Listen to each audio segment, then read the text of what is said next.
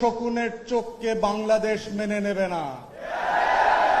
আপনি আওয়ামী লীগ নামে আসেন, আমরা আওয়ামী লীগ প্রতিহত করব। আপনি শেখ হাসিনার নামে আসেন, আমরা শেখ হাসিনাকে প্রতিহত করব। আপনি দিল্লির নামে আসেন, আমরা দিল্লিকে প্রতিহত করব। দিল্লিকে পরাজিত করার ইতিহাস বাংলাদেশের শাসকদের আছে, তাই শুধু আওয়ামী লীগ আর হাসিনা না, দিল্লিকেও বুঝতে হবে। ত্রয়োদশ এবং চতুর্দশ শতাব্দী থেকে শিক্ষা নেন। আমার লাল সবুজের পতাকার দিকে যদি শকুনের মতো করে তাকান, আমরা লাখে লাখে কোটিতে কোটিতে প্রান্তে প্রান্তে আবু সাইদ হয়ে ফিরে আসব এবং আপনাদেরকে রুখে দেব।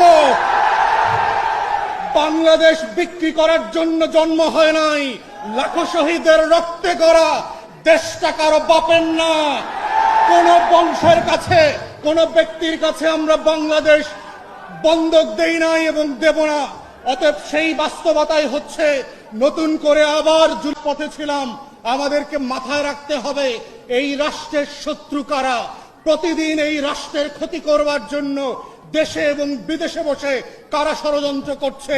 হাজার হাজার কোটি টাকা অপচয় করে লুটপাট করে আজকে বাংলাদেশকে অস্থির করবার জন্য উঠে পড়ে লেগেছে। ওরা কারা?